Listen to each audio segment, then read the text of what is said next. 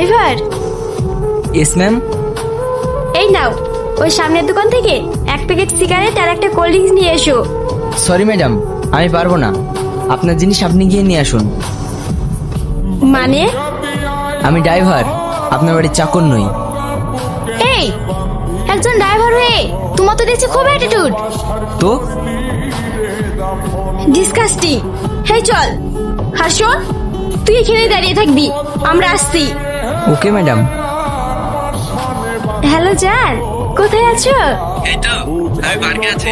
ঠিক আছে, তুমি ওখানেই থাকো, আমি আসছি। তোমার সাথে ওই অসভ্য ড্রাইভারটা নেই তো? আরে না গো। আচ্ছা এসো। চল।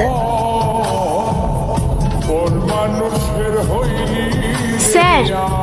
হ্যাঁ বসুন, বলুন আপনার জন্য কি করতে পারি। স্যার, আমাদের বাড়ির ড্রাইভার আমার কেনা কিছু জুয়েলারি চুরি করে নিয়ে পালিয়ে গেছে। ও আচ্ছা, আপনার যে জুয়েলারি চুরি হয়েছে তার কোনো প্রমাণ আছে? হ্যাঁ আছে, এই নিন বিল। আর এটা আমাদের বাড়ির ড্রাইভারের ছবি। নাম কি? সেলিম। বাড়ি কোথায়? রায়পুর। আচ্ছা ঠিক আছে, আমি দেখছি। স্যার, যত তাড়াতাড়ি সম্ভব এই চোরটাকে ধরে এনে শাস্তি দিন। আচ্ছা আপনি এখন যান, আমি যত তাড়াতাড়ি সম্ভব চোরকে ধরার ব্যবস্থা করছি। Okay sir.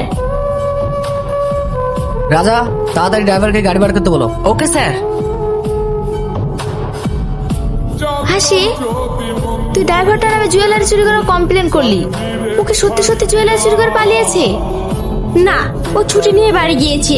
এই সুযোগে আমাকে অপমান করার প্রতিশোধ নেবার জন্য ওর নামে মিথ্যা মামলা করে দিলাম। এবার বুঝুক ছেলা।